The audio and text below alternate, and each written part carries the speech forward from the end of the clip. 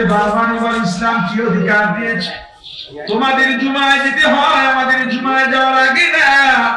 ঘরে বসে উঠিয়া নামাজ পড়লে জুমার সওয়াব পেয়ে যাই। তোমরা যদি শহীদ হইতে চাও, তোমাদের যুদ্ধের ময়দানে গিয়া প্রতিপক্ষের আঘাতে ক্ষত বিক্ষত হয়ে রক্তাক্ত হয়ে মারা গেলে তবেই শহীদ হইবা। আমাদের যুদ্ধের ময়দানে যাওয়া লাগে না।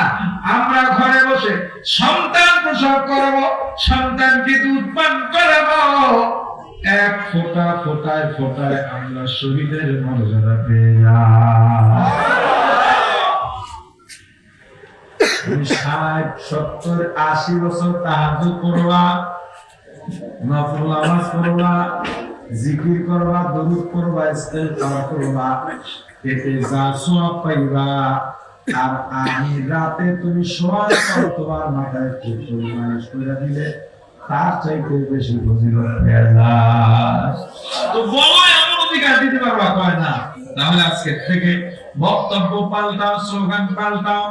নারীর অধিকার যদি দিয়ে থাকে একমাত্র ইসলাম দিয়েছে, আমার রাসূলের আদর্শ। আইয়ামে জাহিলিয়ার যুগে সাদা আর কালো, সুন্দর আর কালো, গোত্র ভাই গোত্র দ্বন্দ্ব ছিল, বর্ণবাদ। সুন্দর মানুষেরা কালো মানুষকে মানুষই মনে করত না, তাদের সঙ্গে বিবাহ বন্ধনেও আবদ্ধ হতো না। আমার রাসূল দুনিয়াতে আসার পরে বললেন, না না, কোনো বর্ণবাদ থাকবে না, সাদা কালো থাকবে না, সবাই সমান। রং দিয়া মানুষ যাচাই করা যাবে না, অর্থ দিয়া মানুষের সম্মান কম বেশি এটা নির্ধারণ করা যাবে না, ক্ষমতা কার কম বেশি, বংশ মর্যাদা কার কম বেশি এটা দিয়ে, কার শিক্ষা কম বেশি এগুলো দিয়ে মানুষের মর্যাদা নির্ধারণ করা যাবে না। মানুষের মর্যাদা যদি নির্ধারণ করতে চাও, করতে হবে কলম দিয়া। কি দিয়া? আরে বলে না, يوم لا ينفع مال ولا بنون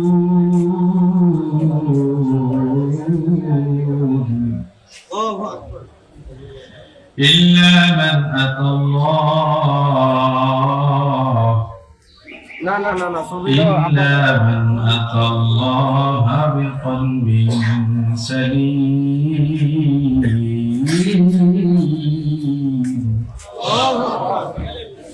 আল্লাহ বলেন কিয়ামতের ময়দানে লা ইয়ানফা, কোনো উপকারে আসবে না, মাল দৌলত, ধন সম্পদ, প্রভাব প্রতিপত্তি কোনো লাভ নাই, ওয়ালা বানুন, সন্তান সন্ততি, নেতা নেত্রী, ক্ষমতা, কিয়ামতের ময়দানে এগুলোর কোনো দাম নাই, কোনো উপকারে আসবে না। আল্লাহ বলেন ইল্লা মান আতাল্লাহ, যারা আমি আল্লাহর কাছে আসবে, কি নিয়া, বিকলবিন সালিম, একটা পরিচ্ছন্ন শুদ্ধ কলব নিয়া। সুন্দর কোনো লাভ নাই, সুন্দর যদি কোনো ফায়দা হতো, সুন্দর দিয়া যদি মানুষকে যাচাই করা হতো। আবু জাহেলের চেহারা দেখতে প্রায় আমার রাসূলের মতো ছিল, অনেক সুন্দর ছিল, জান্নাত যাবে কথা বলে না। অথচ একজন হাফসি গোলাম, মানুষ যত কালো হোক না কেন হাতে তালু সাদা থাকে, আর হযরত বেলাল এমন কালো হাতের তালু পর্যন্ত কালো ছিল। আমার রাসূল মেরাজ থেকে আসার পরে বলে, আরশের পায়ার মধ্যে আমি বেলালের হাঁটার আওয়াজ পেয়েছি। আল মুয়াদ্দিনুনা আকওয়ালুন নাসি আ'নাফা ইয়াওমাল কিয়ামাহ,